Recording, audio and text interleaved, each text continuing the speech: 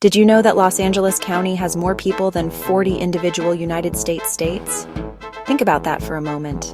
It's not just a city, it's a gargantuan, sprawling nation-state of its own, disguised with palm trees and a frankly absurd number of freeways.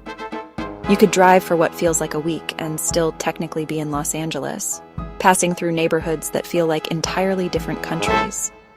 It's a place that defies easy description, a collection of suburbs desperately searching for a city to belong to.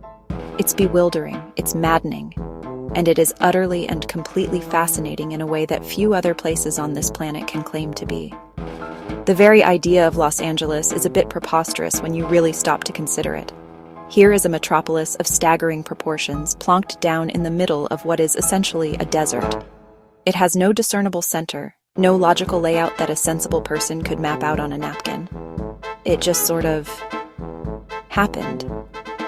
To navigate it is to surrender to the chaos, to accept that you will get lost, you will sit in traffic, and you will wonder how on earth any of it actually works. Now, about that name, Los Angeles.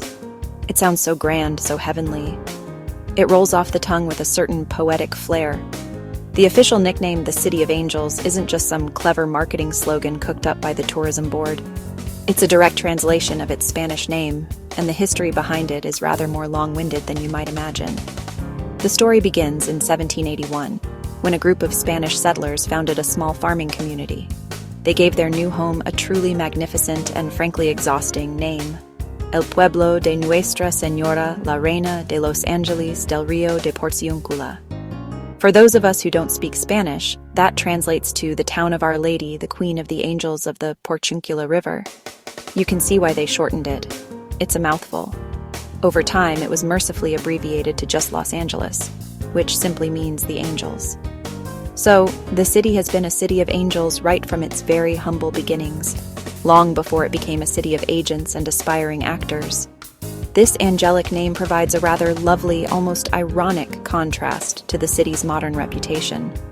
People come here with earthly desires, fame, fortune, or just a really good tan. You cannot talk about Los Angeles without talking about Hollywood. The two are intertwined, like spaghetti on a fork. Hollywood isn't just a district. It's an idea, a global shorthand for the entire motion picture and entertainment industry. It's a place of myth and legend, where ordinary people from Ohio or Iowa can supposedly become superstars overnight. The reality, of course, is a bit more complicated and a lot less shiny. It's a working neighborhood full of souvenir shops, bewildered tourists, and people in strange, superhero costumes who want to take a picture with you for $5. The most famous landmark here is, of course, the Hollywood sign. Perched high in the Hollywood Hills, those 9 white letters are as iconic as the Eiffel Tower or the Statue of Liberty. Down below, on the streets, you have the Hollywood Walk of Fame. It's a rather bizarre concept when you think about it. Over 2,000 brass stars embedded in the sidewalk, honoring everyone from silent film legends to cartoon characters. Then there's Grauman's Chinese Theater, now called the TCL Chinese Theater, where stars have been pressing their hands and feet into wet cement for decades. It's another wonderfully odd tradition, a concrete archive of fame. If Hollywood is the city's heart, then Santa Monica is its sun-drenched soul. This is the Los Angeles you see in postcards, the one with the wide, sandy beach stretching out to meet the vast blue Pacific Ocean. It feels a world away from the grit and ambition of Hollywood. Here, the vibe is more relaxed, more focused on simple pleasures like sunshine and salty air. The centerpiece of it all is the Santa Monica Pier. Sticking out into the ocean like a wooden finger, the pier is a delightful throwback to another era. It's a festival of sights and sounds. There's a Ferris wheel, a roller coaster, and an old-fashioned carousel that has been spinning for nearly a century.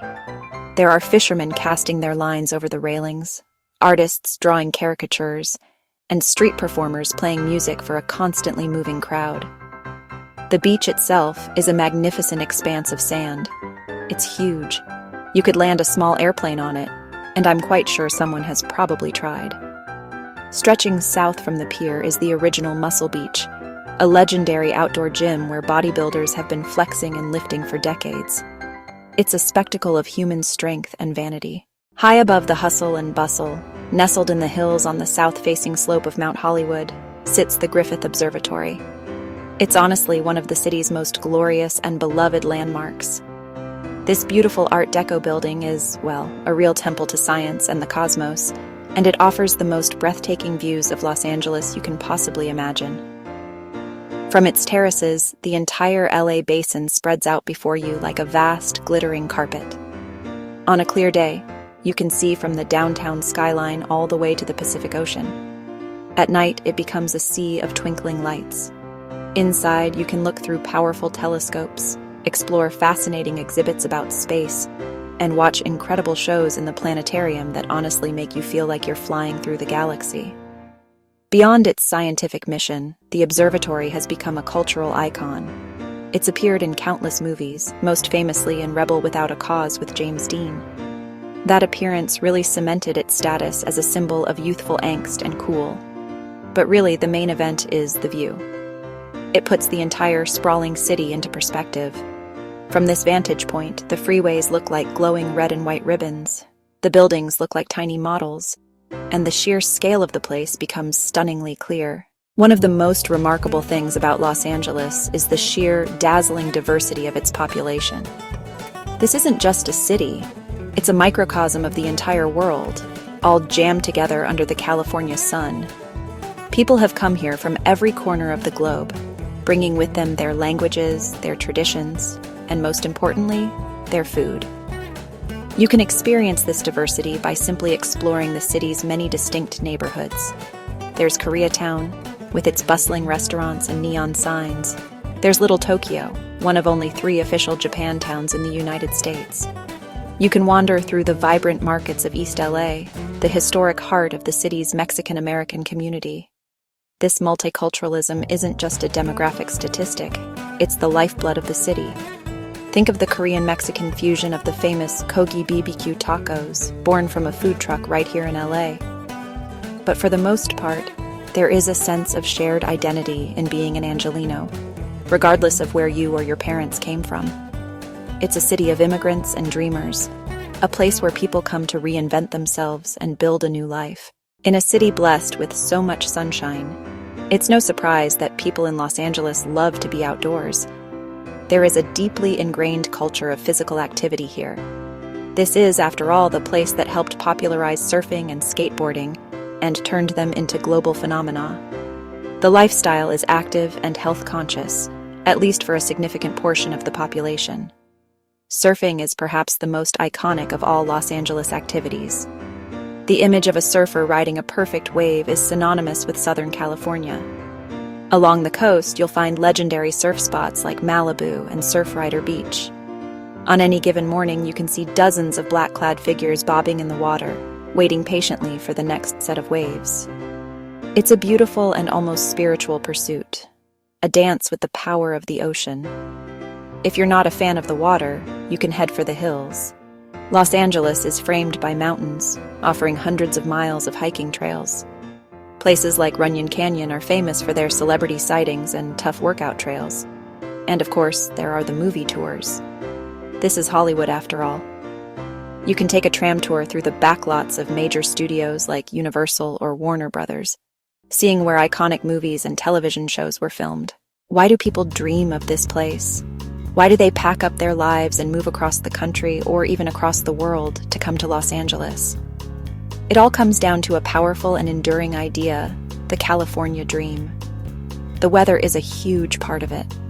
Let's be honest, it's hard to be miserable when it's 75 degrees and sunny in the middle of February.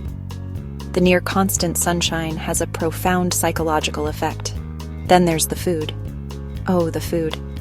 Thanks to its incredible cultural diversity, Los Angeles is one of the greatest food cities on the planet. You can find just about any cuisine you can imagine, from authentic Ethiopian stews to world-class sushi. Ultimately, people come to Los Angeles because it represents possibility. It's a city built on ambition. It's for the aspiring actor, the budding musician, the tech entrepreneur with a new idea, or the immigrant family seeking a better life. So, what is Los Angeles? After all this, it's still a hard question to answer. It's a sprawling, chaotic, beautiful, frustrating, and endlessly fascinating place. It's a city of incredible contrasts where glamour and grit live side by side. It is a city that welcomes everyone. Because it is a city of transplants, there's a sense that everyone is from somewhere else, which means no one is truly an outsider.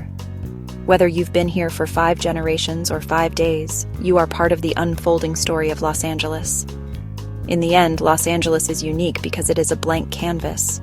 It's a city that is still being invented every single day. It's a place of boundless optimism fueled by sunshine and the endless pursuit of dreams. It might be overwhelming, and it will almost certainly make you sit in traffic, but it is never, ever boring. It's a sprawling, beautiful, complicated place that is, in its own peculiar way, truly a city of angels. It invites you in, and if you let it, it will show you a version of the world you've never seen before.